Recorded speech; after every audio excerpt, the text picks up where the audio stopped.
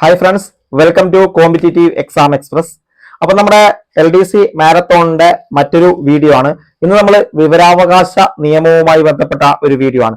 1 mark നമുക്ക് ഉറപ്പിക്കാം, ചിലപ്പോൾ 2 മാർക്ക് വരെ നമുക്ക് സ്കോർ ചെയ്യാൻ പറ്റുന്ന ഒരു ഏരിയ ആണ് വിവരാവകാശ നിയമം. എല്ലാ പരീക്ഷയിലും, അത് ഏത് പരീക്ഷ ആയിക്കോട്ടെ, LGS മുതൽ ഡിഗ്രി ലെവൽ പരീക്ഷ അല്ലെങ്കിൽ KS വരെയുള്ള പരീക്ഷയിൽ ഏറ്റവും കൂടുതൽ അല്ലെങ്കിൽ എല്ലാ പരീക്ഷയിലും ഒരു ചോദ്യം നമുക്ക് ഉറപ്പിക്കാവുന്ന ഒരു മേഖലയാണ് വിവരാവകാശ നിയമം എന്ന് പറയുന്നത്. അപ്പോൾ അതുമായി ബന്ധപ്പെട്ട് സ്റ്റേറ്റ്മെന്റ് അടക്കമുള്ള ചോദ്യങ്ങൾ നമ്മുടെ LDC പരീക്ഷയിൽ അടക്കം കടന്നു വരാറുണ്ട്. വെബ്കോ LDC അടക്കമുള്ള പരീക്ഷകളിൽ നമുക്ക് നോക്കിയാൽ അറിയാൻ വേണ്ടി സാധിക്കും. ഇത്തരത്തിലുള്ള ഒരുപാട് ചോദ്യങ്ങൾ നമുക്ക് കാണാം. അതുകൊണ്ട് തന്നെ വളരെ വളരെ പ്രധാനപ്പെട്ട ഒരു ടോപ്പിക്കാണ് വിവരാവകാശ നിയമം എന്ന് പറയുന്നത്.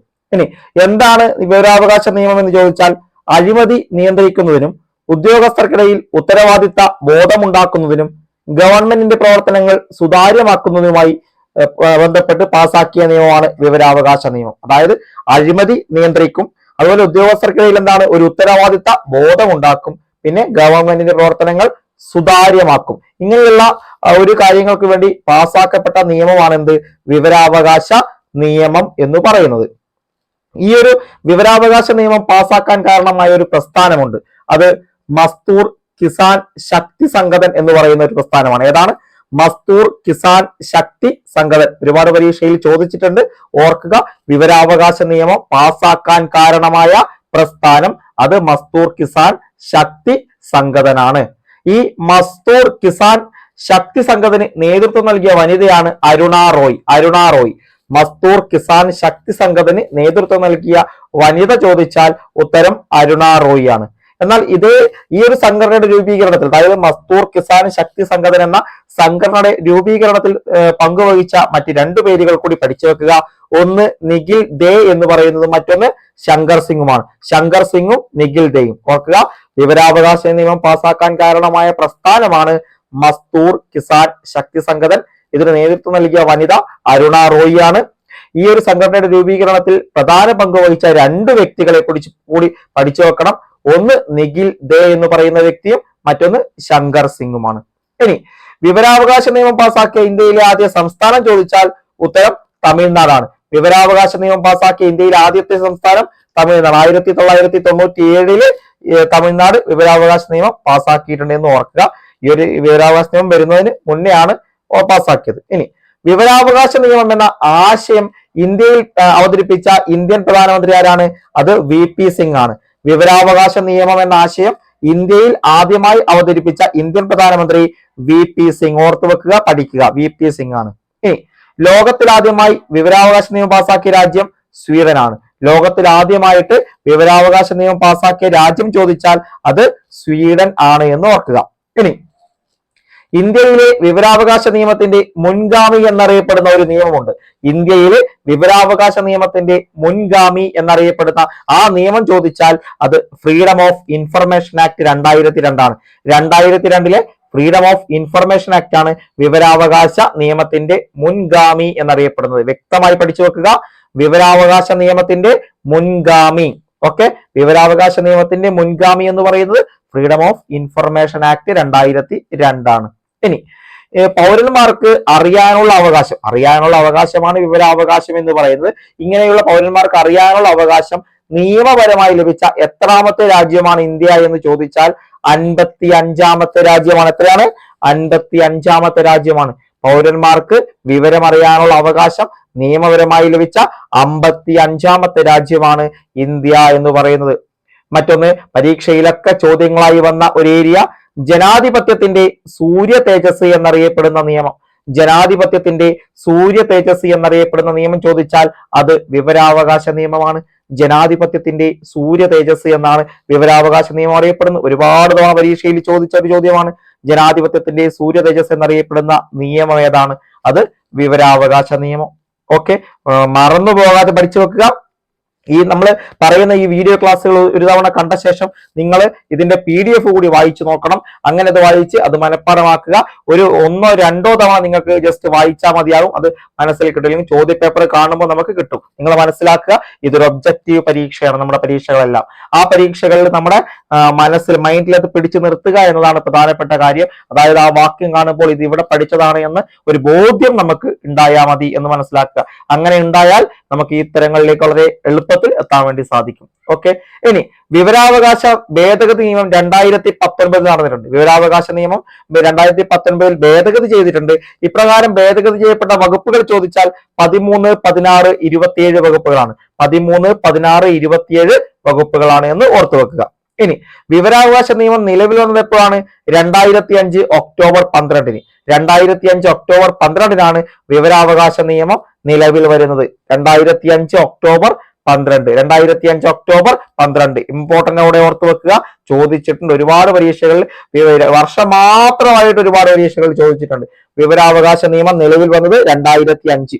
ഉറപ്പിച്ച് പഠിച്ചു പോവുക. 2005 ഒക്ടോബർ 12. 2005 ഒക്ടോബർ 12 വിവരാവകാശ നിയമം 2005 ഒക്ടോബർ 12. ഓക്കെ, ഇനി വിവരാവകാശ നിയമം ലോക്സഭ പാസാക്കിയത് 2005 മെയ് 11. മെയ് 11-ന് ലോക്സഭ പാസാക്കി. ലോക്സഭ പാസാക്കിയ ശേഷം ഇന്ത്യൻ പാർലമെന്റ് പാസാക്കി എന്നാൽ രാഷ്ട്രപതി ഒപ്പുവെച്ചത് 2005 ജൂൺ 15. പാർലമെന്റ് എന്ന് പറയുമ്പോൾ രാജ്യസഭയും ലോക്സഭയും പ്രസിഡന്റും ഉൾപ്പെടുന്നതാണ്. അത് 2005 ജൂൺ 15-ന് പാർലമെന്റ് പാസാക്കി, നിയമമാക്കി. എന്നാൽ ഇതിൽ ഒപ്പുവെച്ച രാഷ്ട്രപതി ആരാണ് എന്ന ചോദ്യം വരാം. ആരാണ്? വിവരാവകാശ നിയമത്തിൽ ഒപ്പുവെച്ച 2005-ലെ വിവരാവകാശ നിയമത്തിൽ ഒപ്പുവെച്ച ഇന്ത്യൻ രാഷ്ട്രപതി ആരാണ്? APJ അബ്ദുൽ കലാം. APJ അബ്ദുൽ കലാം, സാധാരണക്കാരുടെ രാഷ്ട്രപതിയായ APJ അബ്ദുൽ കലാം സാധാരണക്കാർക്ക് വേണ്ടി ഒപ്പുവെച്ച ഏറ്റവും പ്രധാനപ്പെട്ട ഒരു നിയമം ഏതാണ്? അത് വിവരാവകാശ നിയമമാണ്. ഏതാണ്? വിവരാവകാശ നിയമം. APJ അബ്ദുൽ കലാം ഓർത്തു വെക്കുക. എന്നാൽ ഈ സമയത്ത് ഇന്ത്യൻ പ്രധാനമന്ത്രി 2005-ൽ ഇന്ത്യൻ പ്രധാനമന്ത്രി ആരാണ്? മൻമോഹൻ സിംഗ് ആണ്. മൻമോഹൻ സിംഗ്, അതായത് മൻമോഹൻ സിംഗ് ആണ് ഈ ഒരു സമയത്ത് 2005-ലെ ഇന്ത്യൻ പ്രധാനമന്ത്രി എന്ന് പറയുന്നത്. രണ്ടു പേരുകളും വളരെ ഇമ്പോർട്ടന്റ് ആണ്, ഓർത്തു വെക്കുക. ഇനി വിവരാവകാശ നിയമ ഭേദഗതി ബില്ല് 2019. നമ്മൾ 2019-ൽ വിവരാവകാശ നിയമം ഭേദഗതി ചെയ്തിട്ടുണ്ട് എന്ന് നമ്മൾ പറഞ്ഞു. ഈ 2019-ലെ വിവരാവകാശ നിയമ ഭേദഗതി ബില്ല് ലോക്സഭയിൽ അവതരിപ്പിച്ചത് 2019 ജൂലൈ 19-ന്. ഏതാണ്? 2019 ജൂലൈ 19-ന്. ആരവതരിപ്പിച്ചു? ജിതേന്ദ്ര സിംഗ് എന്ന കേന്ദ്രമന്ത്രി. ജിതേന്ദ്ര സിംഗ് ആണ് 2019 ജൂലൈ 19-ന് വിവരാവകാശ നിയമ ഭേദഗതി ബില്ല് ലോക്സഭയിൽ അവതരിപ്പിക്കുന്നത്. ഈ ഒരു ഭേദഗതി പ്രകാരം ഇനി അങ്ങോട്ട് കുറച്ച് വളരെ ഇമ്പോർട്ടന്റ് ആണ്, ഓർത്തു വെക്കണം. ഈ ഒരു ഭേദഗതി പ്രകാരം 2019-ലെ ഭേദഗതി പ്രകാരം ദേശീയ, സംസ്ഥാന, മുഖ്യ വിവരാവകാശ കമ്മീഷണർമാരുടെയും മറ്റ് വിവരാവകാശ കമ്മീഷണറുടെയും കാലാവധി തീരുമാനിക്കുന്നത് കേന്ദ്ര സർക്കാരിൽ നിക്ഷിപ്തമാക്കി. വളരെ വളരെ ഇമ്പോർട്ടന്റ്. അതായത് ഈ 2019-ലെ ഭേദഗതി പ്രകാരം മുഖ്യ വിവരാവകാശ കമ്മീഷണർ, അത് കേന്ദ്രത്തിലായാലും സംസ്ഥാനത്തിലായാലും, വിവരാവകാശ കമ്മീഷണർ അത് കേന്ദ്രത്തിലായാലും സംസ്ഥാനത്തിലായും ഇവരുടെ കാലാവധി തീരുമാനിക്കുന്നതിനുള്ള അധികാരം ആരിലേക്ക് വന്നു? കേന്ദ്ര സർക്കാരിലേക്ക് വന്നു. കേന്ദ്ര സർക്കാർ അവരിലേക്ക് വന്നു എന്ന് മനസ്സിലാക്കുക. ഇതിനു മുൻപ് എന്തായിരുന്നു? 5 വർഷം അല്ലെങ്കിൽ 65 വയസ്സ് എന്നതായിരുന്നു കാലാവധി. 5 വർഷം അല്ലെങ്കിൽ 65 വയസ്സ് ഏതാണോ ആദ്യം അതായിരുന്നു കാലാവധി എന്ന് പറയുന്നത്. അതിനു പകരം എന്താണ്? ഈ ഒരു കാലാവധി തീരുമാനിക്കുന്നത് കേന്ദ്ര സർക്കാരിൽ നിക്ഷിപ്തമാക്കി എന്ന് മനസ്സിലാക്കുക. അതുപോലെ തന്നെ ഈ ഭേദഗതി പ്രകാരം സംസ്ഥാന ദേശീയ വിവരാവകാശ കമ്മീഷൻ അംഗങ്ങളുടെ ശമ്പളവും മറ്റ് ആനുകൂല്യങ്ങളും തീരുമാനിക്കുന്നതും കേന്ദ്ര സർക്കാരായി മാറി. അതായത് ഈ ഒരു ഭേദഗതി പ്രകാരം ശമ്പളവും മറ്റ് ആനുകൂല്യങ്ങളും തീരുമാനിക്കുന്നത് കേന്ദ്ര സർക്കാരാണ് എന്ന രീതിയിലേക്ക് വന്നു. അതുപോലെ തന്നെ ഈ RTI റൂൾ പ്രകാരം മുഖ്യ വിവരാവകാശ കമ്മീഷണർ ഉൾപ്പെടെ എല്ലാ വിവരാവകാശ കമ്മീഷണർമാരുടെയും കാലാവധി 3 വർഷമാക്കി. അതായത് കാലാവധി തീരുമാനിക്കുന്നത് കേന്ദ്ര സർക്കാരിലേക്ക് നിക്ഷിപ്തമായി. അതുപ്രകാരം അവരവരുടെ കാലാവധി തീരുമാനിച്ചു. കേന്ദ്ര മുഖ്യ വിവരാവകാശ കമ്മീഷണറായാലും മറ്റ് വിവരാവകാശ കമ്മീഷണർമാരായാലും സംസ്ഥാന വിവരാവകാശ കമ്മീഷണറായാലും മറ്റ് വിവരാവകാശ കമ്മീഷണർമാരായാലും ഇവരുടെ കാലാവധി 3 വർഷമാക്കി. 5 വർഷത്തിൽ നിന്ന് 3 വർഷമാക്കി ചുരുക്കി. 65 വയസ്സ് എന്നത് അവിടെ തന്നെ വെച്ചു. 3 വർഷം അല്ലെങ്കിൽ 65 വയസ്സ്, പക്ഷെ 3 വർഷം എന്നാക്കി മാറ്റുകയാണ് ഉണ്ടായത്. ഓക്കെ, ഇനി കേന്ദ്ര മുഖ്യ വിവരാവകാശ കമ്മീഷണറുടെ ശമ്പളം എത്രയാണ്? 2.5 ലക്ഷം രൂപയാണ്. എത്രയാണ്? 2.5 ലക്ഷം രൂപ. കേന്ദ്ര മുഖ്യ വിവരാവകാശ കമ്മീഷണറുടെ ശമ്പളം 2.5 ലക്ഷം രൂപ. കേന്ദ്ര വിവരാവകാശ കമ്മീഷണർമാർ, അതുപോലെ സംസ്ഥാന മുഖ്യ വിവരാവകാശ കമ്മീഷണർമാർ, സംസ്ഥാന വിവരാവകാശ കമ്മീഷണർമാർ എന്നിവരുടെ ശമ്പളം 2,25,000 രൂപയാണ്.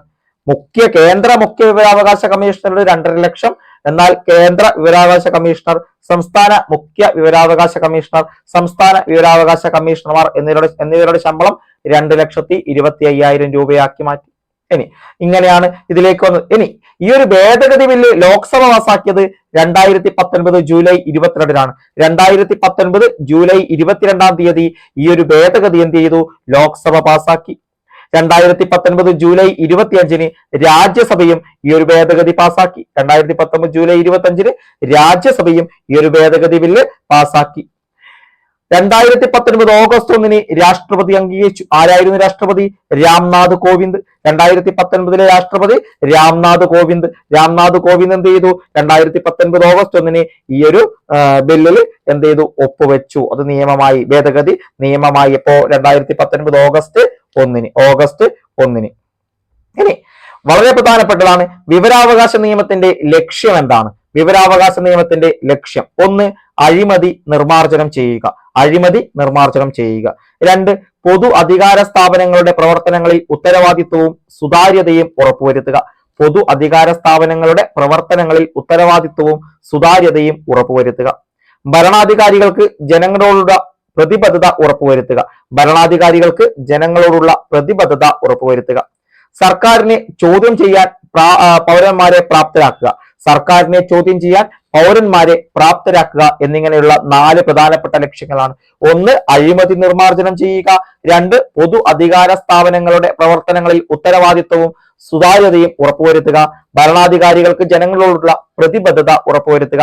സർക്കാരിനെ ചോദ്യം ചെയ്യാൻ പൗരന്മാരെ പ്രാപ്തരാക്കുക എന്ന് പറയുന്ന വളരെ പ്രധാനപ്പെട്ട 4 നിയമത്തിന്റെ ലക്ഷ്യങ്ങളാണ്. ഇത് നമ്മുടെ പരീക്ഷയിൽ ചോദിച്ചിട്ടുണ്ട്. അപ്പൊ നിങ്ങൾ വ്യക്തമായിട്ട് എന്ത് ചെയ്യുക? ഇത് പഠിച്ചു വെക്കണം. 1. അഴിമതി നിർമാർജനം. പൊതു അധികാര സ്ഥാപനങ്ങളുടെ പ്രവർത്തനങ്ങളിൽ ഉത്തരവാദിത്വവും സുതാര്യതയും ഉറപ്പുവരുത്തുക. 3. ഭരണാധികാരികൾക്ക് ജനങ്ങളോടുള്ള പ്രതിബദ്ധത ഉറപ്പുവരുത്തുക. സർക്കാരിനെ ചോദ്യം ചെയ്യാൻ പൗരന്മാരെ പ്രാപ്തരാക്കുക. ഇത് ഒരു സ്റ്റേറ്റ്മെന്റ് ചോദ്യമായിട്ട് ചിലപ്പോൾ കടന്നു വരാം. അതുകൊണ്ട് ഇത് പഠിച്ചു വെച്ചിട്ട് തന്നെ പോവുക. ഇനി വിവരാവകാശ നിയമത്തിലെ അധ്യായങ്ങളുടെ എണ്ണം ചോദിച്ചാൽ 6 അധ്യായങ്ങളാണ് ഉള്ളത്. 6 അധ്യായങ്ങൾ വിവരാവകാശ നിയമത്തിലുണ്ട് എന്ന് മനസ്സിലാക്കുക. 6 അധ്യായങ്ങൾ. ഇനി എത്ര വകുപ്പുകൾ ഉണ്ട് എന്ന് ചോദിച്ചാൽ 31 വകുപ്പുകളാണ് വിവരാവകാശ നിയമത്തിലുള്ളത്. എത്ര? 31 വകുപ്പുകൾ. എത്ര പട്ടികകൾ അല്ലെങ്കിൽ ഷെഡ്യൂളുകൾ എന്ന് ചോദിച്ചാൽ 2 പട്ടികകൾ. ഈ 2 പട്ടികയിൽ ഒന്നാമത്തെ പട്ടികയിൽ കേന്ദ്ര സംസ്ഥാന മുഖ്യ വിവരാവകാശ കമ്മീഷണർമാരുടെയും സത്യപ്രതിജ്ഞയെ കുറിച്ചാണ് പ്രതിപാദിക്കുന്നത്. 1-ാം പട്ടികയിൽ പ്രതിപാദിക്കുന്നത് കേന്ദ്ര സംസ്ഥാന മുഖ്യ വിവരാവകാശ കമ്മീഷണർമാരുടെയും സത്യപ്രതിജ്ഞ. 2-ാം പട്ടികയിൽ ഏതൊക്കെ സ്ഥാപനങ്ങൾ വിവരങ്ങൾ നിഷേധിക്കുന്നു എന്നതും എന്നതാണ് 2-ാമത്തെ പട്ടികയിൽ വരുന്നത്. വളരെ ഇമ്പോർട്ടന്റ് ആയിട്ടുള്ള ഒന്നാണ് ആർട്ടിക്കിൾ 19(1)(a). ആർട്ടിക്കിൾ 19(1)(a) പ്രകാരം അഭിപ്രായ സ്വാതന്ത്ര്യത്തെ കുറിച്ചാണ് പറയുന്നത്. ഇത് പ്രകാരം വിവരാവകാശം ഒരു മൗലികാവകാശമായി കണക്കാക്കാമെന്ന് സുപ്രീം കോടതി പ്രഖ്യാപിച്ചിട്ടുണ്ട്. അപ്പോൾ വിവരാവകാശം എന്താണ്? അതൊരു മൗലികാവകാശമാണ്. ആർട്ടിക്കിൾ 19(1)(a) പ്രകാരം അഭിപ്രായ സ്വാതന്ത്ര്യത്തിലാണ് വിവരാവകാശം വരുന്നത്. അതുകൊണ്ട് തന്നെ വിവരാവകാശം എന്താണ്? ഒരു മൗലികാവകാശമാണ്. ഇങ്ങനെ മൗലികാവകാശമായി കണക്കാക്കാമെന്ന് സുപ്രീം കോടതി പ്രഖ്യാപിച്ച കേസാണ് 1975-ലെ ഉത്തർപ്രദേശ് സർക്കാർ വേഴ്സസ് രാജ് നരേൻ കേസ്. ഉത്തർപ്രദേശ് സർക്കാർ വേഴ്സസ് രാജ് നരേൻ കേസിലാണ് സുപ്രീം കോടതി ഇത്തരത്തിൽ ഒരു വിധി പ്രഖ്യാപിച്ചിട്ടുള്ളത്. വിവരാവകാശം ഒരു മൗലികാവകാശമായി കണക്കാക്കുമെന്ന് അഭിപ്രായ സ്വാതന്ത്ര്യ പ്രകാരം. അത് ഓർത്തു വെക്കുക. അപ്പൊ വിവരാവകാശം എന്താണ്? ഒരു മൗലികാവകാശമാണ് എന്ന് നമുക്ക് പറയാൻ വേണ്ടി സാധിക്കും. ഇനി വിവരാവകാശ നിയമത്തിൽ നിന്ന് ഒഴിവാക്കപ്പെട്ട സ്ഥാപനങ്ങളുണ്ട്. പരീക്ഷയിൽ ചോദിക്കുന്ന ചോദ്യമാണ്. ഈ താഴെ തന്നിരിക്കുന്നതിൽ വിവരാവകാശ നിയമത്തിൽ നിന്ന് ഒഴിവാക്കപ്പെട്ട സ്ഥാപനങ്ങൾ ഏതൊക്കെ? കൃത്യമായി പഠിച്ചു വെക്കുക.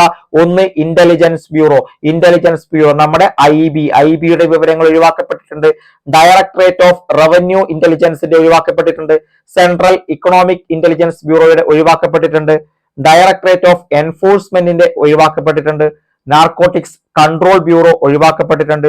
Aviation research centre of the cabinet secretariat എന്ന ടെക്നിക്കൽ വിങ് ഉൾപ്പെടുന്ന റിസർച്ച് ആൻഡ് അനാലിസിസ് വിങ്ങിനെ ഒഴിവാക്കിയിട്ടുണ്ട്. Special frontier force of cabinet secretariat ഒഴിവാക്കിയിട്ടുണ്ട്. അതുപോലെ BSF, CRPF, ITBP, national technical research organisation CISF, അതായത് സെൻട്രൽ ഫോഴ്സുകളെ പരമാവധി ഒഴിവാക്കിയിട്ടുണ്ട്. Special frontier force of cabinet secretariat, BSF, CRPF, ITBP, national technical research organisation CISF, NSG, അതുപോലെ റോ, Assam rifles, Sashastra Seema Bal, SPG, DRDO, border road development organisation, financial intelligence unit, director general income tax, national security council secretariat, CBI, NIA, national intelligence grid, strategic forces command എന്നിങ്ങനെയുള്ള കേന്ദ്ര സ്ഥാപനങ്ങളെ ഇതിൽ നിന്ന് ഒഴിവാക്കിയിട്ടുണ്ട്. ഇതിൽ ഫോഴ്സുകൾ മുഴുവൻ വരുന്നുണ്ട്. പിന്നെ national intelligence grid, strategic forces command, national security council secretariat, director general income tax, DRDO അടക്കമുള്ള കുറച്ചധികം ഇന്റലിജൻസ് ബ്യൂറോ അടക്കമുള്ള കാര്യങ്ങൾ അതങ്ങ് പഠിച്ചു നോക്കുക. CBI, NIA, CISF, CRPF എല്ലാം ഇതിൽ വരുന്നുണ്ട്. അവരെ അങ്ങ് ഒഴിവാക്കിയിട്ടുണ്ട്. ഇനി നമ്മുടെ കേരളത്തിലേക്ക് വന്നാൽ കേരളത്തിൽ നിന്ന് ഒഴിവാക്കപ്പെട്ടത് special branch CID, crime branch CID, district special branches of all districts and cities, district and crime records bureau, police telecommunication unit, confidential branch in the police headquarters Kerala and confidential sessions in all police officers in Kerala, അതുപോലെ state and regional forensic laboratories, state and district fingerprint bureaus എന്നിവ ഇതിൽ നിന്ന് സ്റ്റേറ്റിൽ നിന്ന് ഒഴിവാക്കപ്പെട്ടിട്ടുണ്ടെന്ന് മനസ്സിലാക്കുക. സ്റ്റേറ്റിൽ നിന്ന് ഒഴിവാക്കപ്പെട്ട വളരെ പ്രധാനപ്പെട്ട കുറച്ച് കാര്യങ്ങളാണ്. അത് ഇതാണ്. ഓക്കെ, ഓർത്തു വെക്കുക. ഇനി നിർവചനങ്ങൾ അടങ്ങിയിരിക്കുന്ന വിവരാവകാശവുമായി ബന്ധപ്പെട്ട നിർവചനങ്ങൾ അടങ്ങിയിരിക്കുന്ന സെക്ഷനാണ് സെക്ഷൻ 2. വിവരാവകാശവുമായി ബന്ധപ്പെട്ട നിർവചനങ്ങൾ അടങ്ങിയിരിക്കുന്ന സെക്ഷൻ 2 ആണ്. ഇനി വിവരം എന്നതിന് നിർവചനം നൽകിയിരിക്കുന്ന വകുപ്പ് ചോദിച്ചാൽ 2F എന്നതാണ് വിവരം എന്നതിന് നിർവചനം നൽകിയിരിക്കുന്ന വകുപ്പ് എന്ന് പറയുന്നത്. ഇനി പൊതു അധികാര സ്ഥാനം എന്നതിന് നിർവചനം നൽകിയിരിക്കുന്ന വകുപ്പ് 2H ആണ്. 2H എന്നതാണ് പൊതു അധികാര സ്ഥാനം എന്നതിന് നിർവചനം നൽകിയിരിക്കുന്നത്. ഇനി വിവരാവകാശം എന്നതിന് നിർവചനം നൽകിയിരിക്കുന്ന വകുപ്പ് 2J ആണ്. വിവരാവകാശം എന്നതിന് വകുപ്പ് 2J, അതായത് പൊതു അധികാര സ്ഥാനം എന്നത് 2H, വിവരാവകാശം എന്നതിന് നിർവചനം നൽകിയിരിക്കുന്നത് 2J, അതുപോലെ വിവരം എന്നതിന് 2F, നിർവചനങ്ങൾ അടങ്ങിയിരിക്കുന്നത് 2 എന്ന് ഓർക്കുക. ഇനി വിവരാവകാശ നിയമത്തിലെ വ്യവസ്ഥകൾക്ക് വിധേയമായി എല്ലാ പൗരന്മാർക്കും വിവരാവകാശം ഉണ്ടായിരിക്കുമെന്ന് പ്രതിപാദിക്കുന്നത് സെക്ഷൻ 3 അതായത് വിവരാവകാശ നിയമത്തിലെ വ്യവസ്ഥകൾക്ക് വിധേയമായി എല്ലാ പൗരന്മാർക്കും എന്താണ് വിവരാവകാശം ഉണ്ടായിരിക്കും. ഇങ്ങനെ പ്രതിപാദിക്കുന്ന വകുപ്പ് ചോദിച്ചാൽ സെക്ഷൻ 3 ആണ് ഇങ്ങനെ ഉണ്ടായിരിക്കുന്നത്. അതുപോലെ പൊതു അധികാര സ്ഥാനങ്ങളുടെ കടമകൾ പ്രതിപാദിക്കുന്നത് സെക്ഷൻ 4 പൊതു അധികാര സ്ഥാനങ്ങളുടെ കടമകൾ പ്രതിപാദിക്കുന്നത് സെക്ഷൻ 4. ഇനി എന്താണ് സെക്ഷൻ 5? പബ്ലിക് ഇൻഫർമേഷൻ ഓഫീസർമാരുടെ നിയമനത്തെ കുറിച്ച് പ്രതിപാദിക്കുന്നു സെക്ഷൻ 5. പബ്ലിക് ഇൻഫർമേഷൻ ഓഫീസർമാരുടെ നിയമനത്തെ കുറിച്ച് പ്രതിപാദിക്കുന്നത് സെക്ഷൻ 5. വിവരം ലഭിക്കുന്നതിനുള്ള അപേക്ഷയെ കുറിച്ച് പ്രതിപാദിക്കുന്ന സെക്ഷൻ 6. വിവരം ലഭിക്കുന്നതിനുള്ള അപേക്ഷയെ കുറിച്ച് സെക്ഷൻ 6 പറയുന്നു. ഇനി വിവരം ലഭിക്കുന്നതിന് അപേക്ഷിച്ചിട്ടുള്ള അപേക്ഷകനോട് അദ്ദേഹം ആ വിവരം ആവശ്യപ്പെടുന്നതിന്റെ കാരണമോ അയാളെ ബന്ധപ്പെടുന്നതിനുള്ള വിവരമൊഴിച്ച് മറ്റ് വ്യക്തിപരമായ വിവരങ്ങളോ ആവശ്യപ്പെടാൻ പാടില്ല എന്ന് പ്രതിപാദിക്കുന്നത് സെക്ഷൻ 6(2) സെക്ഷൻ 6(2) ഒരാള് വിവരം ലഭിക്കുന്നതിന് അപേക്ഷിച്ചിട്ടുണ്ടെങ്കിൽ ആ അപേക്ഷകനോട് അദ്ദേഹം ആ വിവരം ആവശ്യപ്പെടുന്നതിന്റെ കാരണമോ അയാളെ ബന്ധപ്പെടുന്നതിനുള്ള വിവരമൊഴിച്ച് മറ്റ് വ്യക്തിപരമായ വിവരങ്ങളോ ആവശ്യപ്പെടാൻ പാടുള്ളതല്ല എന്ന് പ്രതിപാദിക്കുന്നു സെക്ഷൻ 6(2) ഓക്കെ, ഇത്രയും സെക്ഷനുകൾ ഒന്ന് ഓർത്തു വെച്ചേക്കുക. ഇനി വളരെ ഇമ്പോർട്ടന്റ് ആയിട്ട് അടുത്തത്, ഇന്ത്യയിലെ ഒരു പൗരന് വിവരാവകാശ നിയമപ്രകാരം വിവരം ലഭിക്കുന്നതിന് എവിടെ അല്ലെങ്കിൽ ആർക്കാണ് അപേക്ഷ സമർപ്പിക്കേണ്ടത്? ഇപ്പോൾ ഒരു ഓഫീസിൽ പോയ ഒരു പൗരന് വിവരാവകാശ നിയമപ്രകാരം വിവരം ലഭിക്കണം. അതിന് അപേക്ഷ സമർപ്പിക്കേണ്ടത് ആ ഓഫീസിൽ ഒരു പബ്ലിക് ഇൻഫർമേഷൻ ഓഫീസർ ഉണ്ടാവും. അദ്ദേഹത്തിനാണ് ഈ ഒരു വിവരം നിയമപ്രകാരം വിവരം ലഭിക്കുന്നതിന് അപേക്ഷ സമർപ്പിക്കേണ്ടത്. ആർക്കാണ്? Public information officer. ഇനി അതല്ലെങ്കിൽ അവിടെ ഒരു അസിസ്റ്റന്റ് പബ്ലിക് ഇൻഫർമേഷൻ ഓഫീസർ ഉണ്ടാവും, അദ്ദേഹത്തിനും വിവരം കൊടുക്കാം. ഇനി ഒരു അപേക്ഷയിലൂടെ തന്നെ ഒന്നിലധികം വിവരങ്ങൾ നമുക്ക് ലഭ്യമാക്കാൻ ചോദിക്കാം. സ്റ്റേറ്റ്മെന്റിലൂടെ ഒരു അപേക്ഷയിലൂടെ ഒന്നിലധികം വിവരങ്ങൾ ലഭിക്കാൻ ആവശ്യപ്പെടാവുന്നതല്ല എന്ന് ചോദിച്ചാൽ അത് തെറ്റാണ്. ഒരു അപേക്ഷയിലൂടെ ഒന്നിലധികം വിവരങ്ങൾ ലഭിക്കാൻ എന്താണ്? ആവശ്യപ്പെടാവുന്നതാണ്. ഇനി വിവരാവകാശ നിയമപ്രകാരം വിവരം തിരക്കുന്നതിനുള്ള അപേക്ഷാ ഫീസ് അല്ലെങ്കിൽ അപേക്ഷാ ഫോമിൽ ഒട്ടിക്കുന്നതിനുള്ള കോർട്ട് ഫീസ് സ്റ്റാമ്പിന്റെ മൂല്യം എന്ന് പറയുന്നത് 10 രൂപയാണ്. 10 രൂപയുടെ കോർട്ട് ഫീസ് സ്റ്റാമ്പ് ഒട്ടിച്ച ശേഷമാണ് വിവരാവകാശ നിയമപ്രകാരം വിവരം തിരക്കാൻ വേണ്ടി സാധിക്കുന്നത്. അതിന്റെ മൂല്യം 10 രൂപയുടെ കോർട്ട് ഫീസ് സ്റ്റാമ്പാണ് വേണ്ടതെന്ന് മനസ്സിലാക്കുക. ഓക്കെ. ഇനി സമയപരിധിക്കുള്ളിൽ ശരിയായ വിവരം നൽകുന്നതിൽ വീഴ്ച വരുത്തുന്ന പബ്ലിക് ഇൻഫർമേഷൻ ഓഫീസർ അടയ്ക്കേണ്ട പിഴയാണ്. ചോദിച്ചിട്ടുണ്ട് പരീക്ഷയിൽ, ഓർത്തു വെക്കുക. അതായത് നമ്മുടെ ഒരു സമയപരിധിയുണ്ട് വിവരാവകാശം നൽകുന്നതിൽ, ഒരു 30 ദിവസം. ആ 30 ദിവസത്തിന് ഉള്ളിൽ വിവരാവകാശം അല്ലെങ്കിൽ വിവരം നൽകുന്നതിൽ വീഴ്ച വരുത്തി കഴിഞ്ഞാൽ ഒരു ദിവസത്തേക്ക് 250 രൂപ എന്ന നിരക്കിൽ പരമാവധി 25,000 രൂപ വരെ പിഴ ഈടാക്കാവുന്നതാണ്. ഒരു ദിവസത്തേക്ക് 250 രൂപ, പരമാവധി 25,000 രൂപ വരെ പിഴ ഈടാക്കാവുന്നതാണ് എന്ന് മനസ്സിലാക്കുക. ഇനി പബ്ലിക് ഇൻഫർമേഷൻ ഓഫീസറുടെ തീരുമാനത്തിനെതിരെ, ആദ്യം നമ്മൾ കൊടുക്കുന്നത് പബ്ലിക് ഇൻഫർമേഷൻ ഓഫീസറാണ്. എന്നാൽ ഇദ്ദേഹത്തിന്റെ തീരുമാനത്തിനെതിരെ പ്രസ്തുത ഓഫീസിൽ തന്നെ പബ്ലിക് ഇൻഫർമേഷൻ ഓഫീസറുടെ തൊട്ട് മുകളിലുള്ള ഉദ്യോഗസ്ഥന് നമുക്ക് അപ്പീൽ നൽകാം. ആ ഒരു തീരുമാനം ശരിയല്ല എന്ന് തോന്നിയാൽ നമുക്ക് അപ്പീൽ നൽകാം. ആ ഓഫീസിൽ തന്നെ ഇൻഫർമേഷൻ ഓഫീസറുടെ തൊട്ട് മുകളിൽ ഉദ്യോഗസ്ഥരുണ്ട്, അദ്ദേഹത്തിന് അപ്പീൽ നൽകാം. ഇനി അതിൽ രണ്ടാമത്തെ അപ്പീല് കൊടുക്കേണ്ടത് സംസ്ഥാന ഇൻഫർമേഷൻ കമ്മീഷനോ അല്ലെങ്കിൽ കേന്ദ്ര ഇൻഫർമേഷൻ കമ്മീഷനോ ആണ്. അതായത് ഒന്നാമത്തെ അപ്പീൽ എന്താണ്, തൊട്ട് മുകളിലുള്ള ഉദ്യോഗസ്ഥന് നൽകാം. എന്നാൽ രണ്ടാം അപ്പീൽ കൊടുക്കേണ്ടത് ഒന്നുകിൽ സംസ്ഥാന വിവരാവകാശ കമ്മീഷൻ അല്ലെങ്കിൽ കേന്ദ്ര വിവരാവകാശ കമ്മീഷൻ ആണ് എന്ന് മനസ്സിലാക്കുക. ഒരു കാര്യം വളരെ വ്യക്തമായി ഓർത്തു വെക്കുക, നമ്മൾ അപേക്ഷിക്കുന്ന തീയതി മുതൽ 20 വർഷം മുൻപ് വരെയുള്ള കാര്യങ്ങൾ മാത്രമാണ് വിവരാവകാശ നിയമത്തിന്റെ പരിധിയിൽ വരുന്നത്.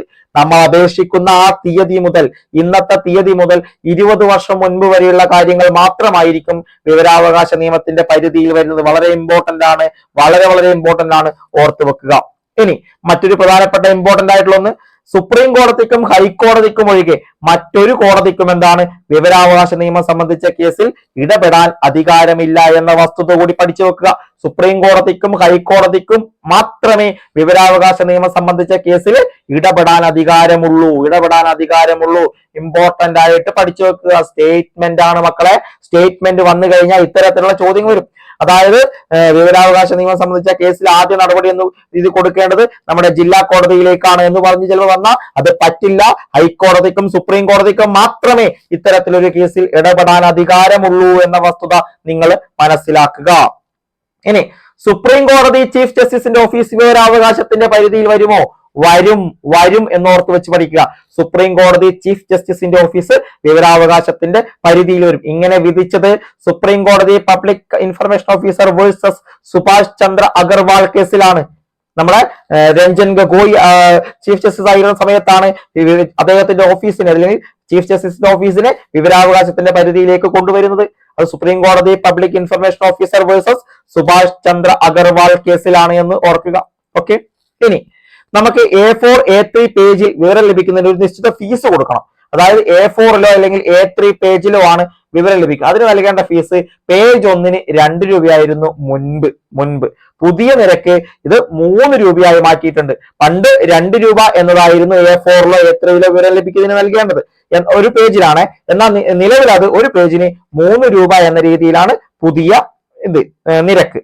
അതുപോലെ തന്നെ ഡിസ്ക് അല്ലെങ്കിൽ ഫ്ലോപ്പി എന്നിവയിൽ വിവരം ലഭിക്കാൻ, അതായത് ഇലക്ട്രോണിക്സ് മാധ്യമങ്ങൾ വഴി വിവരം ലഭിക്കുവാൻ ഡിസ്ക് 1-ന് 50 രൂപയായിരുന്നു. എന്നാൽ അത് നിലവിൽ 75 രൂപയായി വർദ്ധിപ്പിച്ചിട്ടുണ്ട്.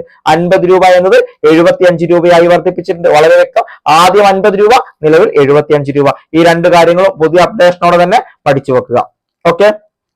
ഇനി വിവരാവകാശ നിയമത്തിന്റെ സെക്ഷൻ 7(5) പ്രകാരം ദാരിദ്ര്യരേഖയ്ക്ക് താഴെയുള്ളവർക്ക് വിവരം എങ്ങനെ നൽകണം? സൗജന്യമായി നൽകണം. ദാരിദ്ര്യരേഖയ്ക്ക് താഴെയുള്ളവർക്ക് വിവരം സൗജന്യമായിട്ടാണ് നൽകേണ്ടത്. അവർക്ക് ലഭിക്കുന്ന യാതൊരുവിധ ഫീസും ഈടാക്കാൻ പാടില്ല. അവർക്ക് വളരെ സൗജന്യമായിട്ടാണ് ഇത് കൊടുക്കേണ്ടത്. ഇനി അങ്ങനെ അല്ലാതെ നമുക്ക് എങ്ങനെ സാധാരണക്കാർക്ക് സൗജന്യമായി കിട്ടുന്നത് എങ്ങനെ? നമ്മൾ 30 ദിവസത്തെ പരിധിക്കുള്ളിൽ ഒരു പൊതു അതോറിറ്റി അപേക്ഷാ വിവരങ്ങൾ നൽകിയില്ലെങ്കിൽ, നമുക്കറിയാം ഒരു അപേക്ഷ കൊടുത്ത് 30 ദിവസത്തിനുള്ളിൽ ആ അതോറിറ്റി എന്താണ് നമുക്ക് അപേക്ഷാ വിവരങ്ങൾ നൽകിയില്ലെങ്കിൽ അതിനുശേഷം എന്താണ് വിവരങ്ങൾ സൗജന്യമായി നൽകേണ്ടതാണ്. അതിനുശേഷം വിവരങ്ങൾ സൗജന്യമായിട്ടാണ് നൽകേണ്ടതെന്ന് ഓർക്കുക. അതുപോലെ തന്നെ മൂന്നാം കക്ഷി വിവരങ്ങളുടെ കാര്യത്തിൽ വിവരാവകാശ അപേക്ഷ സമർപ്പിച്ച് 40 ദിവസത്തിനുള്ളിൽ വിവരങ്ങൾ നൽകിയില്ലെങ്കിൽ അതിനുശേഷം വിവരങ്ങൾ സൗജന്യമായി നൽകണം. മൂന്നാം കക്ഷിയുടെ വിവരങ്ങളുടെ കാര്യത്തിൽ വിവരാവകാശ അപേക്ഷ സമർപ്പിച്ച് 40 ദിവസത്തിനുള്ളിൽ നമുക്ക് വിവരങ്ങൾ ലഭിച്ചില്ലെങ്കിൽ എന്താണ് അതിനുശേഷം 40 ദിവസത്തിന് ശേഷം വിവരങ്ങൾ സൗജന്യമായി ലഭിക്കും. അതുപോലെ അപേക്ഷ സമർപ്പിച്ചത് പബ്ലിക് ഇൻഫർമേഷൻ ഓഫീസർക്കാണെങ്കിൽ മറുപടി 30 ദിവസത്തിനുള്ളിൽ ലഭിക്കണം. പബ്ലിക് ഇൻഫർമേഷൻ ഓഫീസർക്കാണ് മറുപടി അപേക്ഷ സമർപ്പിച്ചതെങ്കിൽ മറുപടി 30 ദിവസത്തിനുള്ളിൽ ലഭിക്കണം. ഇനി അപേക്ഷ സമർപ്പിച്ചത് അസിസ്റ്റന്റ് പബ്ലിക് ഇൻഫർമേഷൻ ഓഫീസർക്കാണെങ്കിൽ 35 ദിവസത്തിനുള്ളിൽ. അപേക്ഷ സമർപ്പിച്ചത് പബ്ലിക് ഇൻഫർമേഷൻ ഓഫീസർക്കാണെങ്കിൽ 30 ദിവസം, അസിസ്റ്റന്റ് പബ്ലിക് ഇൻഫർമേഷൻ ഓഫീസർക്കാണെങ്കിൽ 35 ദിവസം. ഇനി ആവശ്യപ്പെടുന്ന വിവരം വ്യക്തിയുടെ ജീവനും സ്വത്തിനെയും സ്വാതന്ത്ര്യത്തെയും സംബന്ധിച്ചാണെങ്കിൽ ആവശ്യപ്പെടുന്ന ഒരു വിവരം എന്ന് പറയുന്നത് ഒരു വ്യക്തിയുടെ ജീവനെയും സ്വത്തിനെയും സ്വാതന്ത്ര്യത്തെയും സംബന്ധിച്ചാണെങ്കിൽ വളരെ വളരെ വളരെ ഇമ്പോർട്ടന്റ്, ഒരു വ്യക്തിയുടെ ജീവനെയും സ്വത്തിനെയും സ്വാതന്ത്ര്യത്തെയും സംബന്ധിച്ചാണെങ്കിൽ മറുപടി ലഭിക്കേണ്ടത് 48 മണിക്കൂർ അല്ലെങ്കിൽ 2 ദിവസത്തിനുള്ളിൽ. 48 മണിക്കൂറിനുള്ളിൽ അല്ലെങ്കിൽ 2 ദിവസത്തിനുള്ളിൽ എന്ന് ഓർമ്മിച്ചു വെക്കുക. ഇനി മൂന്നാം കക്ഷിയുടെ വിവരം ഉൾപ്പെടുന്നെങ്കിൽ വിവരം ലഭിക്കേണ്ടത് 40 ദിവസത്തിനുള്ളിൽ. മൂന്നാം കക്ഷിയുടെ വിവരം ഉൾപ്പെടുന്നുവെങ്കിൽ വിവരം ലഭിക്കേണ്ടത് 40 ദിവസത്തിനുള്ളിലാണ്. മൂന്നാം കക്ഷിയുടെ അഭിപ്രായം ആരായാൻ 5 ദിവസത്തെ സമയമുണ്ട്. മൂന്നാം കക്ഷിയുടെ അഭിപ്രായം ആരായാൻ വേണ്ട സമയപരിധി ചോദിച്ചാൽ 5 ദിവസം. മൂന്നാം കക്ഷിക്ക് മറുപടി നൽകാൻ വേണ്ട സമയപരിധി 10 ദിവസം. അതായത് മൂന്നാം കക്ഷിയുടെ അഭിപ്രായം ആരായാൽ 5 ദിവസം, മൂന്നാം കക്ഷിക്ക് മറുപടി നൽകാൻ 10 ദിവസം എന്ന്. അങ്ങനെ ആകെ മൂന്നാം കക്ഷിയുടെ വിവരം ഉൾപ്പെടുന്നെങ്കിൽ വിവരം ലഭിക്കേണ്ടത് 40 ദിവസത്തിനുള്ളിലാണ്. ഇനി അപേക്ഷ മറ്റൊരു വിവരാധികാരിക്ക് കൈമാറാനുള്ള സമയപരിധി ചോദിച്ചാൽ അതും 5 ദിവസമാണ്. അപേക്ഷ മറ്റൊരു വിവരാധികാരിക്ക് കൈമാറാനുള്ള സമയപരിധി 5 ദിവസം. ഇനി ഒന്നാം അപ്പീൽ, അതായത് വിവരാവകാശ പ്രകാരം നമുക്ക് മറുപടി ലഭിച്ചിട്ട് അല്ലെങ്കിൽ ലഭിക്കേണ്ട സമയപരിധി കഴിഞ്ഞാൽ അടുത്ത 30 ദിവസത്തിനുള്ളിൽ എന്താണ് ഒന്നാം അപ്പീൽ കൊടുക്കണം. അടുത്ത 30 ദിവസത്തിനുള്ളിൽ നമുക്ക് മറുപടി ലഭിക്കേണ്ടത് 30 ദിവസത്തിനുള്ളിലാണ്. ആ 30 ദിവസത്തിനുള്ളിൽ നമുക്ക് മറുപടി ലഭിച്ചാൽ അല്ലെങ്കിൽ മറുപടി ലഭിക്കേണ്ട സമയപരിധി അവസാനിച്ചിട്ട് നമുക്ക് മറുപടി ലഭിച്ചില്ല, ഇങ്ങനെ അവസാനിച്ചു കഴിഞ്ഞാലും ആ തൊട്ടടുത്ത 30 ദിവസത്തിനുള്ളിൽ എന്താണ് ഒന്നാമത്തെ അപ്പീൽ കൊടുക്കണം. ഈ ഒന്നാമത്തെ അപ്പീൽ തീർപ്പാക്കേണ്ടതും 30 ദിവസത്തിനുള്ളിലാണ്. അടുത്ത അപേക്ഷ കിട്ടിയ അടുത്ത 30 ദിവസത്തിനുള്ളിലാണ് ഒന്നാം അപ്പീൽ തീർപ്പാക്കണം. മതിയായ കാരണമുണ്ടെങ്കിൽ അത് 45 ദിവസം വരെ നീളം. മതിയായ കാരണം ഉണ്ടെങ്കിൽ 45 ദിവസം വരെ അല്ലെങ്കിൽ ദിവസത്തിനുള്ളിൽ തീർത്താൽ മതി. അതാണ് പറയേണ്ടത് ഒന്നാം അപ്പീൽ. ഇനി രണ്ടാം അപ്പീൽ സമർപ്പിക്കേണ്ടത് 90 ദിവസത്തിനുള്ള, അതായത് ഒന്നാം അപ്പീൽ സമർപ്പിച്ച് അത് കിട്ടിയിട്ട് ഉള്ള 90 ദിവസത്തിനുള്ളിൽ എന്താണ് നമുക്ക് രണ്ടാം അപ്പീൽ സമർപ്പിക്കണം. എന്നാൽ രണ്ടാം അപ്പീൽ തീർപ്പാക്കേണ്ട സമയപരിധി നിഷ്കർഷിച്ചിട്ടില്ല എന്ന് മനസ്സിലാക്കുക. രണ്ടാം അപ്പീൽ സമർപ്പിക്കേണ്ടത് കേന്ദ്ര തെരഞ്ഞെടുപ്പ് കമ്മീഷൻ കേന്ദ്ര വിവരാവകാശ കമ്മീഷനോ സംസ്ഥാന വിവരാവകാശ കമ്മീഷനോ ആണ് എന്ന് നിങ്ങൾ മനസ്സിലാക്കുക. അവരുടെ സമയപരിധി നിഷ്കർഷിച്ചിട്ടില്ല എന്ന് കൂടി അവിടെ വ്യക്തമാക്കുന്നുണ്ട്. അതാണ് ഈ കാര്യത്തിൽ പഠിക്കേണ്ടത്. പഠിച്ചു തന്നെ പോകണം കേട്ടോ. ഇനി വളരെ ഇമ്പോർട്ടന്റ്, നമ്മൾക്ക് മുൻപ് ഒരുപാട് പരീക്ഷകളിൽ ചോദിച്ചിട്ടുണ്ട്, സ്റ്റേറ്റ്മെന്റ് ആയിട്ട് ചോദ്യങ്ങൾ വന്ന ഒരു ഭാഗമാണ്. വിവരാവകാശ നിയമം 2005 സെക്ഷൻ 8(1) പ്രതിപാദിക്കുന്നത് എന്താണ്? വിവരാവകാശ നിയമം 2005 സെക്ഷൻ 8(1) പ്രതിപാദിക്കുന്നതാണ് വിവരം വെളിപ്പെടുത്തുന്നതിൽ നിന്നും ഒഴിവാക്കപ്പെട്ടവ. വിവരം വെളിപ്പെടുത്തുന്നതിൽ നിന്ന് ഒഴിവാക്കപ്പെട്ടവ എന്താണെന്ന്? 1. രാജ്യസുരക്ഷയെ സംബന്ധിക്കുന്ന വിവരങ്ങൾ ഒഴിവാക്കിയിട്ടുണ്ട്. കോടതിയോ ട്രിബ്യൂണലോ ഏതെങ്കിലും നിയമത്തിന്റെ പ്രസിദ്ധീകരണം പ്രത്യക്ഷമായി നിരോധിച്ചിട്ടുള്ളതോ അല്ലെങ്കിൽ വെളിപ്പെടുത്തൽ കോടതിയെ ലക്ഷ്യമായി തീരുന്നതോ ആയ വരുന്ന വിവരങ്ങൾ ഒഴിവാക്കിയിട്ടുണ്ട്. അതായത് കോടതിയോ ഏതെങ്കിലും ഒരു ട്രിബ്യൂണലോ നിയമത്തിന്റെ പ്രസിദ്ധീകരണം പ്രത്യക്ഷമായി നിരോധിച്ചിട്ടുള്ളതോ അല്ലെങ്കിൽ അങ്ങനെ വെളിപ്പെടുത്തിയാൽ അത് കോടതിയെ ലക്ഷ്യമായി തീരുന്നതോ ആയ വിവരങ്ങൾ എന്താണ് ഇതിൽ നിന്ന് ഒഴിവാക്കിയിട്ടുണ്ട്. അതുപോലെ പാർലമെന്റിന്റെയോ നിയമസഭയുടെയോ വിശേഷ അവകാശത്തിന്റെ ലംഘനമായി തീരാവുന്ന വിവരങ്ങളും ഒഴിവാക്കിയിട്ടുണ്ട്. പാർലമെന്റിന്റെയോ നിയമസഭയുടെയോ വിശേഷ അവകാശത്തിന്റെ ലംഘനമായി തീരുന്ന വിവരങ്ങളും ഒഴിവാക്കിയിട്ടുണ്ട്. അതുപോലെ വിദേശ സർക്കാരിൽ നിന്ന് ലഭിച്ചിട്ടുള്ള രഹസ്യ വിവരവും ഒഴിവാക്കപ്പെട്ടിട്ടുണ്ട്. ഒഴിവാക്കിയിട്ടുണ്ട്. മന്ത്രിസഭയുടെയോ സെക്രട്ടറിമാരുടെയോ മറ്റുദ്യോഗസ്ഥരുടെയോ ചർച്ചകളുടെ രേഖകൾ ഉൾപ്പെടെയുള്ള ക്യാബിനറ്റ് രേഖകൾ ഹാജരാക്കുന്നതും ഒഴിവാക്കിയിട്ടുണ്ട്. മന്ത്രിസഭയുടെയോ സെക്രട്ടറിമാരുടെയോ മറ്റുദ്യോഗസ്ഥരുടെയോ ചർച്ചകളുടെ രേഖകൾ ഉൾപ്പെടെയുള്ള ക്യാബിനറ്റ് രേഖകൾ ഒഴിവാക്കിയിട്ടുണ്ട്. എന്നാൽ ഇതെല്ലാം ശേഷം മന്ത്രിസഭാ യോഗങ്ങൾക്ക് ശേഷം പ്രസിദ്ധപ്പെടുത്തുന്നത് എന്താണ്? അത് ജനങ്ങൾക്ക് അറിയാൻ ബാധ്യതയുണ്ട് എന്ന് മനസ്സിലാക്കുക. ഇനി അന്വേഷണത്തിന്റെയോ കുറ്റവാളികളുടെ അറസ്റ്റിന്റെയോ പ്രോസിക്യൂഷന്റെയോ നടപടിക്രമത്തിനെ തടസ്സപ്പെടുത്തുമെന്നുള്ള വിവരവും ഒഴിവാക്കിയിട്ടുണ്ട്. അന്വേഷണത്തിന്റെയോ കുറ്റവാളികളുടെ അറസ്റ്റിന്റെയോ പ്രോസിക്യൂഷന്റെയോ നടപടിക്രമത്തിനെ തടസ്സപ്പെടുത്തുമെന്നുള്ള വിവരവും പ്രസിദ്ധപ്പെടുത്തുന്നതിൽ ഒഴിവാക്കിയിട്ടുണ്ട്. അപ്പൊ ഇത്രയും കാര്യങ്ങൾ ഒഴിവാക്കിയിട്ടുണ്ട്. കൃത്യമായി അത് പഠിക്കുക. ഇനി വിവരാവകാശ നിയമം 2005 സെക്ഷൻ 9 പ്രതിപാദിക്കുന്നത് ചില സന്ദർഭങ്ങളിൽ വിവരാവകാശം നിഷേധിക്കുന്നതിനുള്ള കാരണങ്ങളാണ്.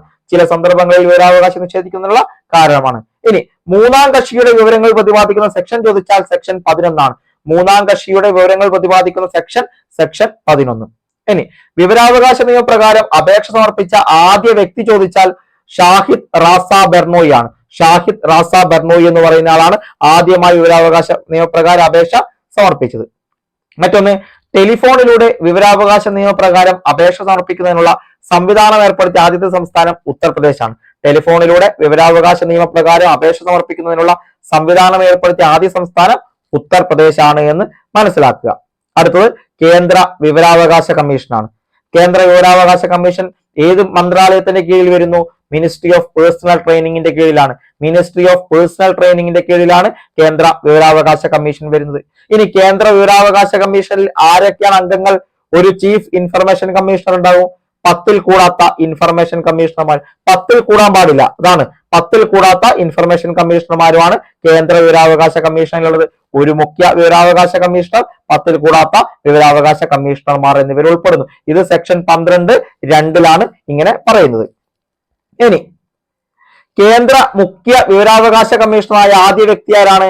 വജാഹത്ത് ഹബീബുള്ളയാണ്. കേന്ദ്ര മുഖ്യ വിവരാവകാശ കമ്മീഷണറായ ആദ്യ വ്യക്തി വജാഹത്ത് ഹബീബുള്ള. ഇനി പറയുന്നത് വളരെ ഇമ്പോർട്ടന്റ് ആണ്. ഒരുപാട് പരീക്ഷകളിൽ നമ്മളോട് ചോദിച്ച കാര്യങ്ങളാണ് ഇനി അങ്ങോട്ട് പറയുന്നത്. കേന്ദ്ര മുഖ്യ വിവരാവകാശ കമ്മീഷണറായ ആദ്യ വ്യക്തി വജാഹത്ത് ഹബീബുള്ള. കേന്ദ്ര മുഖ്യ വിവരാവകാശ കമ്മീഷണറായ ആദ്യ വനിത ദീപക് സന്ധു.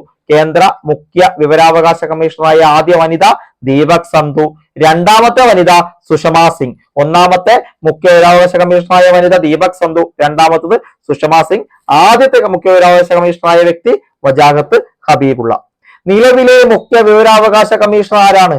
ഉത്തരം ഹീരാലാൽ സാമരിയയാണ്. ഹീരാലാൽ സാമരിയ 12ാമത്തെ മുഖ്യ വിവരാവകാശ കമ്മീഷണറാണ് ഹീരാലാൽ സാമരിയ എന്ന് പറയുന്നത്. നിലവിലെ മുഖ്യ വിവരാവകാശ കമ്മീഷണർ ഹീരാലാൽ സാമരിയ, അത് പഠിച്ചു വെക്കുക. ഇനി മുഖ്യ വിവരാവകാശ അല്ലെങ്കിൽ വിവരാവകാശ കമ്മീഷണർമാരെ തെരഞ്ഞെടുക്കുന്ന കമ്മിറ്റി ചോദിച്ചാൽ അല്ലെങ്കിൽ ആ കമ്മിറ്റിയിൽ ഉൾപ്പെടുന്നവർ ഒന്ന് പ്രധാനമന്ത്രി, മറ്റൊന്ന് ലോക്സഭയിലെ പ്രതിപക്ഷ നേതാവ്, മറ്റൊന്ന് പ്രധാനമന്ത്രി നാമനിർദ്ദേശം ചെയ്യുന്ന ക്യാബിനറ്റ് മന്ത്രി. പ്രധാനമന്ത്രി, ലോക്സഭാ പ്രതിപക്ഷ നേതാവ്, പ്രധാനമന്ത്രി നാമനിർദ്ദേശം ചെയ്യുന്ന ക്യാബിനറ്റ് മന്ത്രി എന്നീ 3 പേരടങ്ങുന്ന കമ്മിറ്റിയുടെ ശുപാർശ പ്രകാരമാണ് രാഷ്ട്രപതി വിവരാവകാശ അല്ലെങ്കിൽ മുഖ്യ വിവരാവകാശ കമ്മീഷണർമാരെ നിയമിക്കുന്നത് എന്ന് ഓർക്കുക. അപ്പൊ ഈ ഒരു കമ്മിറ്റി തെരഞ്ഞെടുപ്പ് മുഖ്യ വിവരാവകാശ കമ്മീഷണറെയും കമ്മീഷണർമാരെയും തെരഞ്ഞെടുക്കുന്ന കമ്മിറ്റി അംഗങ്ങൾ പ്രധാനമന്ത്രി, ലോക്സഭാ പ്രതിപക്ഷ നേതാവ്, പ്രധാനമന്ത്രി നാമനിർദ്ദേശം ചെയ്യുന്ന ക്യാബിനറ്റ് മന്ത്രി. ഇത് ഓർത്തു വെക്കുക. ഇനി മുഖ്യ വിവരാവകാശ കമ്മീഷണറും കമ്മീഷണർമാരും ഒരു നിയമനിർമ്മാണ സഭകളിലും അംഗമാകാൻ പാടില്ല എന്നുകൂടിയുണ്ട്. ഒരു മുഖ്യ വിവരാവകാശ കമ്മീഷണറും കമ്മീഷണർമാരും ഒരു നിയമനിർമ്മാണ സഭകളിലും അംഗമാവാൻ പാടില്ല. അതുപോലെ തന്നെ ഇവർ പുനർനിയമനങ്ങൾക്ക് അംഗീകാരം, അതായത് പുനർനിയമനം നിയമിക്കാൻ പാടില്ല എന്ന് കൂടി പറയുന്നുണ്ട്. എന്നാൽ വിവരാവകാശ കമ്മീഷണർക്ക് വേണമെങ്കിൽ മുഖ്യ വിവരാവകാശ കമ്മീഷണർ ആവാം, എന്നാൽ മറ്റ് പുനർനിയമനം പാടില്ല എന്ന് വ്യക്തമായിട്ട് ഇവിടെ പറയുന്നുണ്ട്. ഇനി ആരാണ് മുഖ്യ വിവരാവകാശ കമ്മീഷണറെയും കമ്മീഷണർമാരെയും നിയമിക്കുന്നത്? രാഷ്ട്രപതി. മുഖ്യ വിവരാവകാശ കമ്മീഷണറെയും കമ്മീഷണർമാരെയും, അതായത് കേന്ദ്ര ചീഫ് ഇൻഫർമേഷൻ കമ്മീഷണറെയും കമ്മീഷണർമാരെയും നിയമിക്കുന്നത് രാഷ്ട്രപതിയാണ്. അവർക്ക് സത്യവാചകം ചൊല്ലിക്കൊടുക്കുന്നതും രാഷ്ട്രപതിയാണ്. അതായത് മുഖ്യ വിവരാവകാശ കമ്മീഷൻ, കേന്ദ്ര മുഖ്യ വിവരാവകാശ കമ്മീഷണറും കമ്മീഷണർമാരും നിയമിക്കുന്നത് രാഷ്ട്രപതി, സത്യവാചകം ചൊല്ലിക്കൊടുക്കുന്നത് രാഷ്ട്രപതി, രാജിക്കത്ത് സമർപ്പിക്കേണ്ടത് ആർക്കാണെന്ന് ചോദിച്ചാൽ അതും രാഷ്ട്രപതിക്കാണ്. നിയമനം രാഷ്ട്രപതി, സത്യപ്രതിജ്ഞ രാഷ്ട്രപതി, രാജിക്കത്ത് സമർപ്പിക്കേണ്ടതും രാഷ്ട്രപതി, നീക്കം ചെയ്യുന്നതും രാഷ്ട്രപതി. എന്നാൽ സുപ്രീം കോടതിയുടെ ഉപദേശപ്രകാരം മാത്രമാണ് രാഷ്ട്രപതി ഇവരെ നീക്കം ചെയ്യുന്നത്. അപ്പൊ നിയമനം, സത്യപ്രതിജ്ഞ, രാജിക്കത്ത് നീക്കം ചെയ്യുന്നത് ആരാണ്? രാഷ്ട്രപതിയാണ്. നീക്കം ചെയ്യുന്നതിൽ സുപ്രീം കോടതിയുടെ ഉപദേശം പ്രകാരം ആയിരിക്കും എന്നുകൂടി ഓർത്തു വെക്കുക. ഇനി കേന്ദ്ര മുഖ്യ വിവരാവകാശ കമ്മീഷന്റെ ആസ്ഥാനം ചോദിച്ചാൽ CIC ഭവൻ, ന്യൂഡൽഹി. ന്യൂഡൽഹിയിലെ CIC ഭവനാണ്. CIC ഭവൻ ആസ്ഥാനം CIC ഭവൻ, ന്യൂഡൽഹി. മുൻപത് ആഗസ്റ്റ് ക്രാന്തി ഭവനായിരുന്നു. ആഗസ്റ്റ് ക്രാന്തി ഭവനായിരുന്നു എന്ന് ഓർത്തു വെക്കുക. ഇനി സംസ്ഥാന വിവരാവകാശ കമ്മീഷന്റെ കാര്യം നോക്കാം. അത് രൂപീകൃതമായത് 2005 ഡിസംബർ 19 2005 ഡിസംബർ 19 സംസ്ഥാന വിവരാവകാശ കമ്മീഷൻ രൂപീകൃതമായി. 2005 ഡിസംബർ 19 19 ഓർത്ത് വെക്കുക, ഇമ്പോർട്ടന്റ് ആയി ഓർത്ത് വെക്കുക. 2005 തന്നെ ഡിസംബർ 19 മറ്റേത് ഒക്ടോബർ 12, ഇത് ഡിസംബർ 19. ഇനി ആരാണ് സംസ്ഥാന വിവരാവകാശ കമ്മീഷണറെയും മുഖ്യ വിവരാവകാശ കമ്മീഷണറെയും കമ്മീഷണർമാരെയും നിയമിക്കുന്നത്? അതിന്റെ കമ്മിറ്റി മുഖ്യമന്ത്രി, നിയമസഭയിലെ പ്രതിപക്ഷ നേതാവ്, മുഖ്യമന്ത്രി നാമനിർദ്ദേശം ചെയ്യുന്ന ഒരു ക്യാബിനറ്റ് മന്ത്രി. എങ്ങനെയാണോ കേന്ദ്രം അതുപോലെ തന്നെ അവിടെ പ്രധാനമന്ത്രി, ലോക്സഭാ പ്രതിപക്ഷ നേതാവ്, പ്രധാനമന്ത്രി നാമനിർദ്ദേശം ചെയ്യുന്ന ഒരു ക്യാബിനറ്റ് മന്ത്രി. ഇവിടെ മുഖ്യമന്ത്രി, നിയമസഭയിലെ പ്രതിപക്ഷ നേതാവ്, മുഖ്യമന്ത്രി നാമനിർദ്ദേശം ചെയ്യുന്ന ഒരു ക്യാബിനറ്റ് മന്ത്രി എന്ന 3 പേരടങ്ങുന്ന ഒരു കമ്മിറ്റിയാണ്. ഇനി നിയമനം ചോദിച്ചാൽ ഗവർണർ, സത്യപ്രതിജ്ഞ ഗവർണർ, രാജിക്കത്ത് ഗവർണർ, നീക്കം ചെയ്യുന്നത് ഗവർണർ. അവിടെ രാഷ്ട്രപതിയാണെങ്കിൽ ഇവിടെ എല്ലാം ഗവർണറാണ്. നിയമിക്കുന്നത് ഗവർണർ, സത്യപ്രതിജ്ഞ ചൊല്ലിക്കൊടുക്കുന്നത് ഗവർണർ, രാജിക്കത്ത് സമർപ്പിക്കുന്നത് ഗവർണർ, നീക്കം ചെയ്യുന്നത് ഗവർണർ. എന്നാൽ സംസ്ഥാന വിവരാവകാശ കമ്മീഷൻ റിപ്പോർട്ട് സമർപ്പിക്കുന്നത് സംസ്ഥാന ഗവൺമെന്റുകൾക്കാണ് എന്നതാണ് ഇവിടെ പ്രധാനമായിട്ട് ഓർത്തു വെക്കുക. കേന്ദ്രത്തിനും സംസ്ഥാന ഗവൺമെന്റുകൾക്കുമാണ് എന്ന് ഓർത്തു വെക്കുക. ആദ്യത്തെ ചീഫ് ഇൻഫർമേഷൻ കമ്മീഷണർ ആരാണ്? അത് പാലാട്ട് മോഹൻദാസ് ആണ്.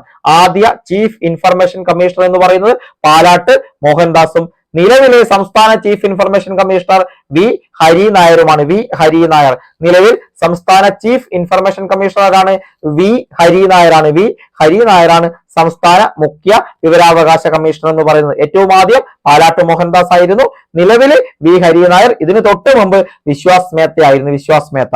ഇനി സംസ്ഥാന വിവരാവകാശ കമ്മീഷന്റെ ആസ്ഥാനം തിരുവനന്തപുരത്താണ്. സംസ്ഥാന വിവരാവകാശ കമ്മീഷന്റെ ആസ്ഥാനം തിരുവനന്തപുരത്താണ് എന്ന് കൂടി നോട്ട് ചെയ്ത് വെച്ച് പഠിക്കുക. ഓക്കെ, അപ്പൊ ഇത്രയും വസ്തുതകളാണ് വിവരാവകാശ നിയമവുമായി ബന്ധപ്പെട്ട് നമ്മളെ പരീക്ഷകളിൽ ചോദിക്കാൻ സാധ്യത. വ്യക്തമായി തന്നെ പഠിച്ചു പോകണം. ഈ കാര്യങ്ങൾ ഇത്രയും പഠിച്ചു കഴിഞ്ഞാൽ നിങ്ങൾക്ക് ഒരു തരത്തിലുള്ള നഷ്ടവും ഉണ്ടാവില്ല. നിങ്ങൾക്ക് ഇനി ഈ പരീക്ഷയിലെ ഏത് പരീക്ഷയിലും ഈ ഭാഗത്ത് നിന്ന് 1 മുതൽ 2 വരെ ചോദ്യങ്ങൾ പ്രതീക്ഷിക്കാം. അത്തരത്തിലുള്ള എല്ലാം നിങ്ങൾക്ക് ഈ ഒരു വീഡിയോ ക്ലാസ്സുകളിൽ നിന്ന് കിട്ടിക്കാണുമെന്ന് വിശ്വസിക്കുന്നു. അപ്പൊ ഇതെന്ത് ചെയ്യുക, നിങ്ങൾ വേണമെങ്കിൽ ഒരു തവണ കൂടി വീഡിയോ ഒന്ന് കാണുക. അതിനുശേഷം രാത്രിയോടെ നമ്മൾ നമ്മുടെ കോമ്പറ്റേറ്റീവ് എക്സാം എക്സ്പ്രസ് എന്ന ടെലഗ്രാം ചാനലിൽ ഇതിന്റെ PDF ലഭ്യമാക്കുന്നതാണ്. അതും നിങ്ങൾ 1-2 തവണ വായിച്ചു നോക്കുക. പിന്നെ ഈ ഒരു ഭാഗം നിങ്ങൾ മറക്കില്ല. കൃത്യമായി തന്നെ പഠിച്ചു പോവുക. കൃത്യമായി വരുന്ന പരീക്ഷയിൽ നമുക്ക് ഈ ഒരു മാർക്ക് പോലും ഈ ഭാഗത്ത് നിന്ന് കളയാൻ പാടില്ല. കൃത്യമായി നേടിയെടുക്കുക. ഓക്കെ, അപ്പൊ മറ്റൊരു നല്ല വീഡിയോയുമായി നമുക്ക് വീണ്ടും കാണാം. അപ്പൊ നമ്മുടെ ചാനൽ ഇനിയും സബ്സ്ക്രൈബ് ചെയ്തില്ലെങ്കിൽ ഒന്ന് സബ്സ്ക്രൈബ് ചെയ്യുക. വീഡിയോസ് ഇഷ്ടപ്പെട്ട ലൈക്ക് ചെയ്യുക. നിർദ്ദേശങ്ങളോ കമന്റുകളോ എന്തെങ്കിലും ഉണ്ടെങ്കിൽ താഴെ ഒന്ന് രേഖപ്പെടുത്താവുന്നതാണ്. വീഡിയോ നിങ്ങൾക്ക് ഉപകാരപ്രദമാണെങ്കിൽ നിങ്ങളുടെ സുഹൃത്തുക്കൾ ഉണ്ടെങ്കിൽ അവർ പരീക്ഷ എഴുതുന്നെങ്കിൽ അവർ കൂടി ഒന്ന് എന്ത് ചെയ്യുക, ഷെയർ ചെയ്ത് കൊടുക്കുക. ഉപകാരപ്പെടട്ടെ. ഓക്കെ, അപ്പൊ നമുക്ക് വീണ്ടും കാണാം. താങ്ക്